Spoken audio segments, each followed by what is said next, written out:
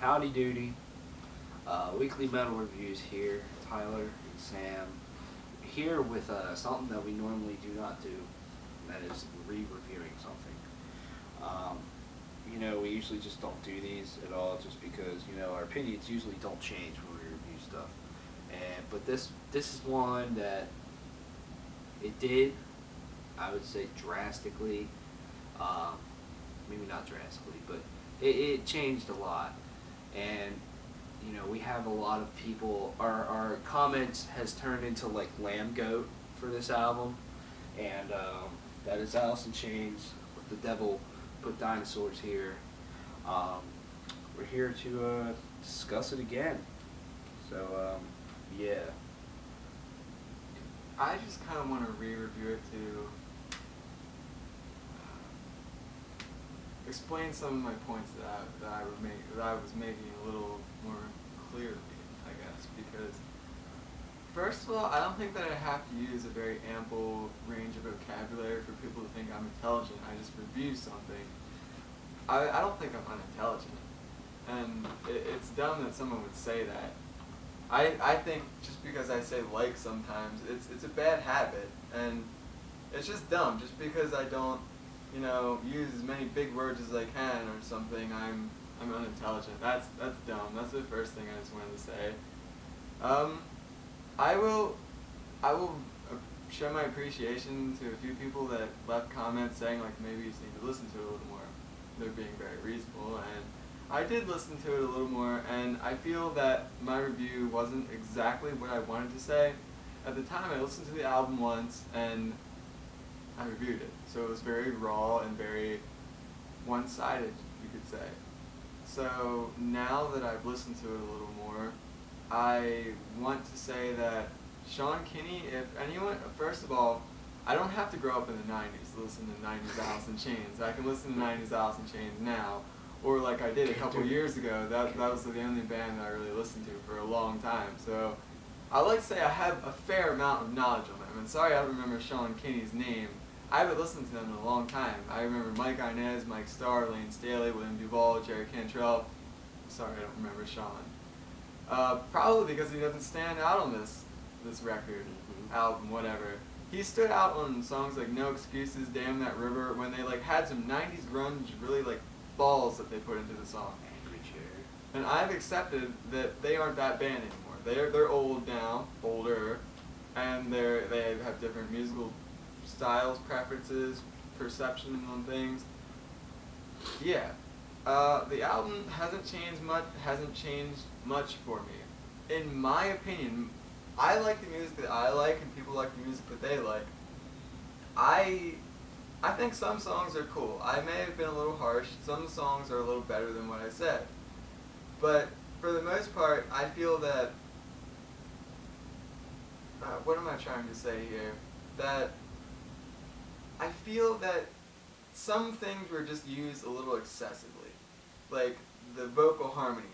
And like Tyler brought up earlier that he might talk about, like the whole, like, the pace of songs didn't really seem to change that much. It just felt like it kind of stayed the same. It was very, it wasn't very, like it didn't have its ups and downs sort of. At some parts in the song, the chorus or something, that would be, the highlight of it. But I just feel like the pace, and maybe this just wasn't for me. And that's what I should have been saying the whole time. Maybe this album just wasn't entirely for me. There are a couple songs that I'm like, yeah, but a couple songs I feel that, I don't know. I just feel like they're there. They're very forgettable. And when I get this album, I'm sure I will, if I listen to it more, I feel that I probably won't even remember those songs. Just like, I don't know if I don't remember any songs off of Black is Way to Blue, but the highlights on Black is Way to Blue are the more heavier songs. More heavier? The heavier songs. Check My Brain. Last of Her Kind. Yeah, Lesson Learned. They stand out, and they're like, they have some like, they have a presence that's not so eerie and like this album is. They seem to really stand out, and they make they make you see them. They force themselves upon you. And one thing about William Duvall is the last thing, and I'll say, is that it's not that he didn't have any songs to himself. Sorry, I may have been wrong about that. He doesn't use his vocal range like he could. It's all harmonized and it's like mellow vocals. Like, I feel that guy has so much power in his voice. Like the stereotypical black guy, that he can really put soul into it, like he's shown on Black is Red Blue, and I didn't see that here. He may have put soul in a mellow way, but I wanted like good soulful singing, like something that just stands out. You're like, that guy can sing. And on this album you hear like, yeah, he can sing, but I mean he's, just don't get that much of a feeling from it, like excitement. So I suppose the album hasn't changed that much for me. I just wanted to clarify a few things, and I listened to it more. Some of the songs are a little better. I like the song Hollow. It's probably one of my favorite tracks. And I was a little too harsh on it at first, I'll admit, but my perception hasn't altered very much. It's still, I guess, the music that I listen to now. I'm sorry if I listen to the wrong music. I'm really sorry, and I apologize. I offer 1,000 apologies if I listen to the wrong kind of music. Like, seriously. But, I said like. My bad. I haven't said it this whole time. Like, I'm like sorry. I'm Shaggy Rogers, and I say like all the time. But I feel that it's a cool album. It's just, at this point in time, maybe it's not for me right now. It's not exactly what I'm looking for. You can have there's cars all over the place. You go to a used car lot or something, or a new car lot, and you see cool cars, but they just aren't right for you at the time. At the time you want a fast sports car. You don't want a minivan. Maybe later on when you have a family, you want a minivan. It's just what feels right at the time, That's maybe why my review was a little off. But it's not bad. I'll say that. Yeah. Sorry to anybody that has watched the previous review or any of our reviews, in that I know I am not the most fluid speaker ever, but I just want to throw that out there. I'll say this. I was, rather disappointed with the album, as, many of you have freaked out about.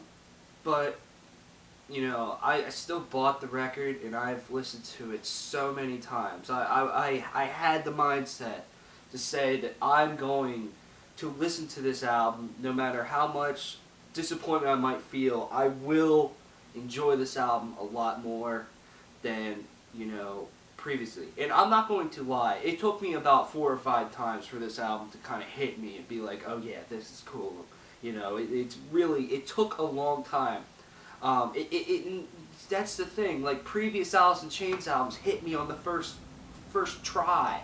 I will say that when Black is Red Blue came out, I didn't dig it the first time, but the second time I got into it, it didn't take 5 times for me to get into it at all. Or even the 90s Alice in Chains, I got into it right away. This one really takes a lot of focus and almost determination to try to get into. You really have to be in the mood for this album. If you're in the mood for slow, very kind of melodic, eerie, dark music, this is for you. And this album has grown a lot on me. There's still a couple tracks that I just don't find that really hold my attention, and those tracks are more towards the end. Hung on a Hook. I'm sorry. I know William Duvall sings on that, but that song just bothers me. I can't get into it. I think it's Scrapple. I can't get into that song as well. And what I think is personally the worst track on the album, Phantom Limb, I can't get into that one either. And I will go into that song more in a little bit. Now, every other song is magnificent in ways. I'm not saying every song is perfect, but they have those moments that really make the song for me, and that make me really enjoy the song. Now, I feel that this album has two flaws that I've noticed after listening to it many, many times over.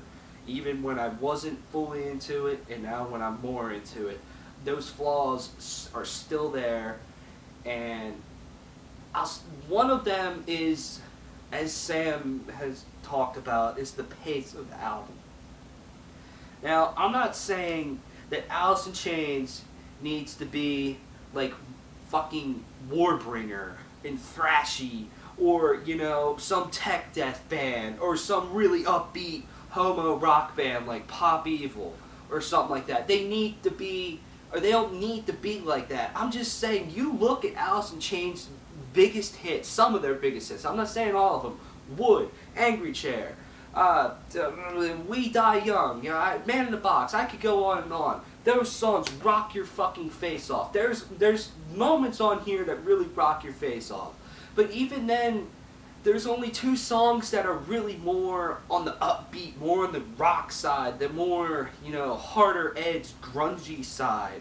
The other songs, they aren't super slow. They aren't like nutshell slow, but they're, you know, they're just kind of mid-paced. And besides those two songs, Hollow and Stone, you know, you really have to be in the mood for this album, like I've said. And the pace, the thing that bothers me about the pace, I apologize for that, or we apologize for that.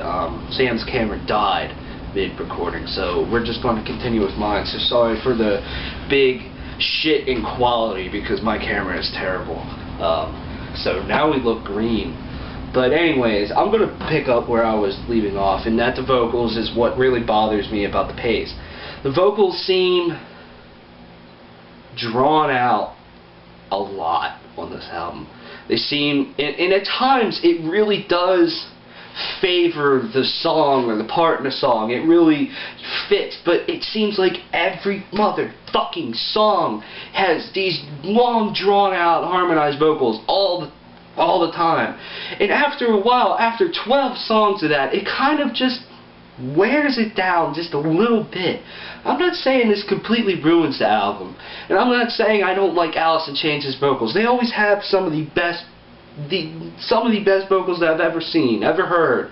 I've always enjoyed everything about them, but they don't have to be so long and drawn out, you know, like take this part in Hollow in the middle where they're saying silence so loud, you know, that kind of is the whole album right there in a nutshell almost, you know, these long drawn out vocals, and it just kind of drags it down after a while. Now, you know, the overuse of harmonies at times, you know, once again, it really fits. It's Alice in Chains, that's what they're known for. But sometimes I would have liked to hear William Duvall stand out. I wish he had, once again, I'm going to go back to my original review, I wish he had more of a presence on this album. He's there, of course, with all these harmonies, but he doesn't stick out. He doesn't sing his own songs like The Last of Our Kind or Lesson Learned or something, you know, or, you know, he doesn't sing that whole song, but he has parts on it, you know what I mean? That's not there. Like I said to Sam earlier, before we started this, I was looking for something that is not there for this album, and that's more of a William Duvall presence and more of a rocky, heavier, grungier side. Instead, they took more of a melodic, more slower, darker approach for this album. And, you know, once you appreciate the fact that this is a slower album and you really get past that fact, you know, it really is great. This album has some really good moments on it, such as there's a couple parts in the song Lab Monkey that just hit me every time. The way they transition is just fucking fantastic. I find the chorus in the title track, The Devil Put Dinosaurs Here, to be just catchy as hell. The song Choke, I was telling Sam, I listened to that album. I was driving down the road and I was listening to this. That song came on. I was in the happiest mood. I had a great day. That song ruined my mood for like 2 hours. That is such a depressing song. That's my favorite song on here. That song's just fantastic. You know, Hollow Stone is awesome. Breath on a Window's not bad, and Low Ceiling's not bad. But then there's those 3 songs I mentioned earlier that I can't get into. Now, getting to the other flaw that I feel with this album, and that is I don't know how to put it. The lack of change in the song. It seems that I noticed with pretty much every song is that they start with a riff, and that riff will last the entire song. And what they will do is they will change up the vocal style, maybe kind of the pace of the vocals, although most of the time they're still drawn out. But they'll change up the vocals and not the riffs. And that's something that kind of also really wears this album down for me, just a little bit, is that you take Stone, that same riff, that you know, that is the whole song. That is the chorus, that is the verse, and yes, they change it up at the one part, but that is the entire song. You take Hollow, the first song they put out for this album, you know, that riff, they start with that riff, you know, they jam it out, then they palm unit, then they just go up and put it in a different key for the chorus. That is, and then, you know, the middle part's completely different, but it's just like 2 riffs for almost every song. Almost every song. Not, you know, Breath on a Window's different. But you take Phantom Limb, and that's the one that drives me crazy, is that riff lasts the entire song. It almost does not change at all. And that really bothers me. That's why I can't listen to that song. It's 7 minutes of the same exact riff over and over again. And I just wish that they, you know, even you take Black Gives Way to Blue, they use multiple riffs or, you know, chord changes or something throughout the entire song. It's not like it's just one thing and they'll change up the vocals, and you know, sometimes that really works for them in their favor, but you know, when it's 12 songs of that kind of bothers me a little bit. But I know what you're sitting there saying, you still think this album's bad, and no, I do not. It really has grown on me a lot more. It went from maybe my disappointment was about this much, now my disappointment's about this much. You know, it really has grown on me a lot, but it's just those 2 things that just kind of drag the album down just a little bit. But yeah, I mean, when Jerry Cantrell stands out, he sounds fantastic, and Cover Killer, I feel, made a really great point, is that Jerry's solo work really has influenced this album a lot, and you can really tell that. And oh, and one more thing is that I sat down once I bought this album and I read through the lyrics to understand them, see what each song is written about, and the lyrics are fantastic. The lyrics are as good as Alice in Chains has always been. You know, some really great personal lyrics that, you know, once again, I'm going to quote Cover Killer because it's just a fantastic point he made, in that he said that sometimes, you know, Alice in Chains, when you listen to their lyrics, can feel like the soundtrack of your life, and this album is no different. They really do continue that. But, I mean, there is some really, really absolutely amazing moments on this album that, you know, really make it.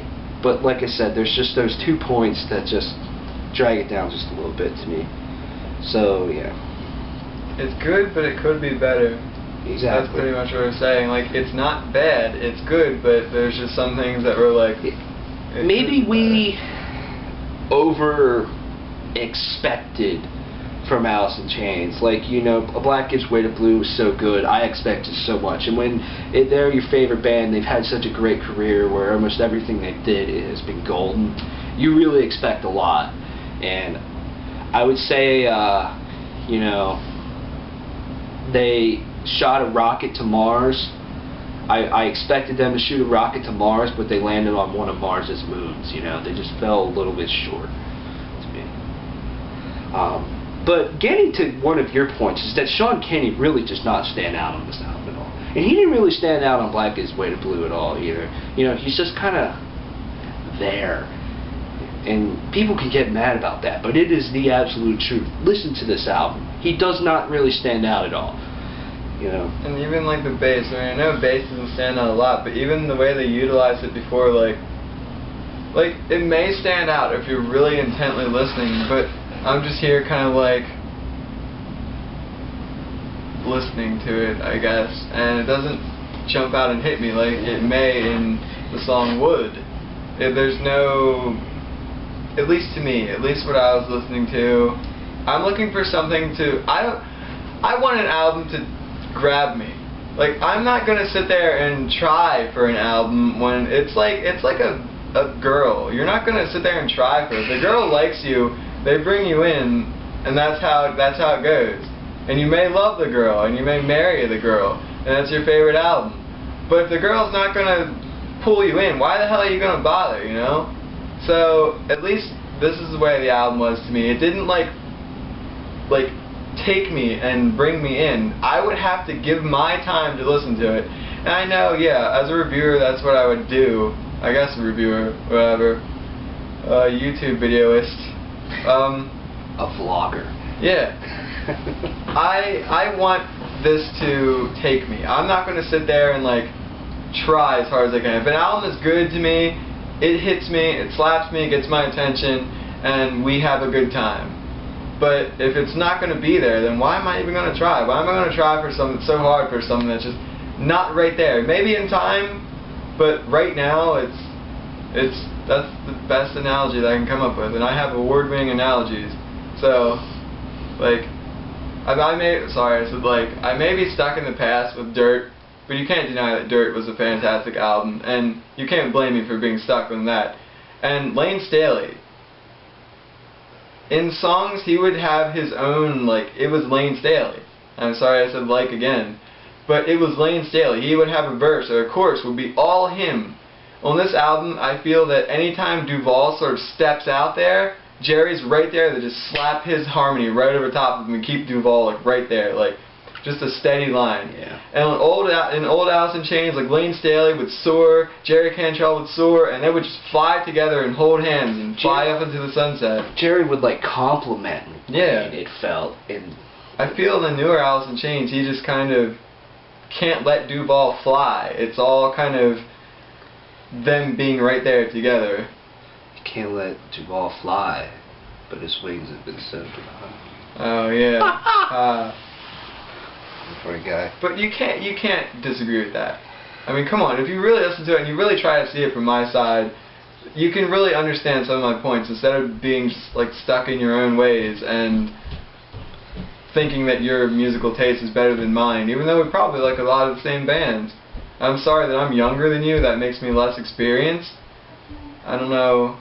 Everyone's naive. An opinion's an opinion. Yeah, exactly. So this is probably one of the only videos that I've gotten like mad about, or I've actually felt some sort of way towards the stupid comments. Yeah, hence the reason why we redid this. Yeah. You got anything left? It's a cool album, but I've heard better. What would be your second score? What did I give it last time? Like a 6 or something? I would say like 7, 7.5. Like it's nothing that I would be like, oh, dude, you have to listen to this. Maybe if it's the right person, but you know, it was just cool. I gave it an 8 out of 10. I'm gonna up it to an 8.75 out of 10. It really does have its moments to me, though. So I really hope that this re-review satisfies everybody that was interested in our opinions on this album, in that stuff. I hope we did better at developing our points and all that stuff. We don't like when our YouTube comment section turns into lambgoat.com and all that stuff. We don't want that. We greatly respect everybody's opinion, but like I've said many times before, if you're a douchebag about it, it's kind of hard to respect that. An opinion is an opinion, and his opinion is his opinion, mine is mine, yours is yours. You can let us know your opinion, but please do it in a kindly fashion. So that's that. A little kindness never hurts. Exactly. So yeah, this is our review of re-review of The Devil Put Dinosaurs Here by Alice in Chains. Check it out. Thanks for watching, and as always, bye.